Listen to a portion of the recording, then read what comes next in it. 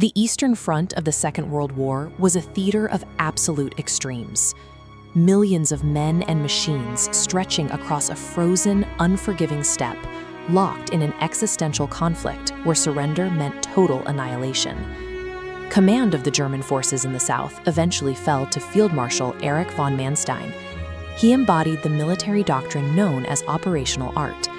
For Manstein, victory didn't require superior numbers. It required superior mobility, carefully timed surprise, and tactical flexibility to outmaneuver the enemy. Across the lines stood Soviet Marshal Georgy Zhukov. He operated on a completely opposing philosophy: strategic depth. Zhukov relied on relentless mass mobilization, deliberately absorbing staggering losses to wage a rigid, unyielding war of attrition. The collision of the German military machine with the Soviet Union tested a highly specific question. Which approach would ultimately crack, the precision of operational mobility or the raw weight of industrial mass? After failing to capture Moscow in 1941, German commanders blamed the environment. They claimed their highly trained forces were simply paralyzed by freezing temperatures and thick autumn mud. Yet Georgy Zhukov observed something entirely different. He watched untrained Soviet women, without specialized winter gear, manually digging miles of anti-tank trenches in that exact same freezing mud. The environment was brutal, but the Soviet population simply absorbed the hardship. The Soviets engineered that same raw endurance into their hardware, most notably with the T-34 tank. When German forces encountered it, they realized their anti-tank weapons were practically useless against its chassis. The T-34 survived the Eastern Front through highly specific engineering. Its wide tracks distributed the vehicle's weight to just 0.7 kilograms per square centimeter, allowing it to glide over snow and mud that trapped German panzers. Furthermore, its 45mm armor plates were heavily sloped.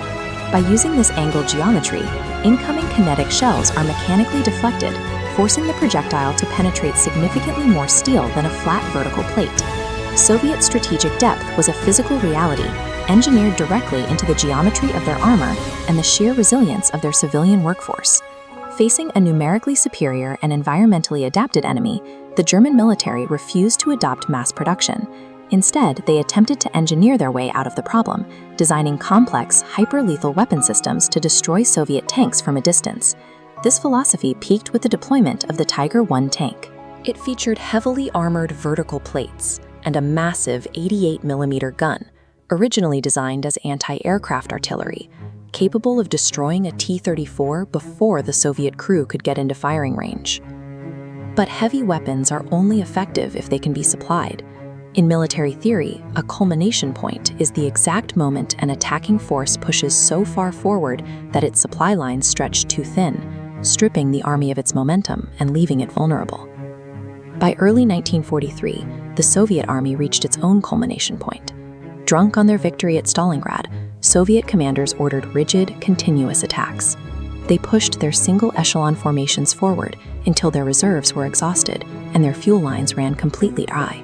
This overextension set the stage for a massive engagement at the city of Kharkov. It would test whether the precision of German operational art could exploit vulnerability against an overwhelming Soviet force. To exploit the Soviet advance, Manstein enacted a strategy that bordered on treason in Hitler's Germany. He voluntarily surrendered heavily contested territory, deliberately pulling his armies back to draw the Soviet vanguard into a massive trap. On this map, Manstein orchestrated movements across a 280,000 square kilometer zone, retreating panzer armies between Kharkov, Stalino, and the Dnieper River. By establishing reinforced hard shoulders on his flanks, he denied the Soviets their paths, funneling them straight down the center. Once the Soviet armor pushed deep into the gap, outrunning their fuel and infantry support, Manstein unleashed his backhand blow. His mobile panzer divisions struck the exposed flanks of the exhausted Soviet columns, cutting them off and systematically annihilating them. In a matter of weeks, Manstein destroyed multiple Soviet armies and stabilized the entire southern front. By carefully manipulating space and timing, he proved that a smaller force can completely dismantle a larger one. Manstein's counterstroke at Kharkov remains a masterclass in defensive warfare. But his operational art relied heavily on complex machinery to function, and that machinery had to work perfectly every single time. This chart illustrates a fatal flaw. Complex Tiger tanks were so labor-intensive to assemble, Germany produced only 1,360 units. In stark contrast, utilizing straightforward engineering, Soviet factories churned out over 50,000 T-34 tanks, instantly replacing their massive battlefield losses. Zhukov's strategy of depth lacked the elegant maneuvering of Manstein's campaigns, but it was unyielding. By relentlessly throwing fresh armor and millions of infantrymen into the meat grinder, the Soviets violently ground down the overextended German military, pushing them step by step all the way back to Berlin. Tactical brilliance wins legendary battles.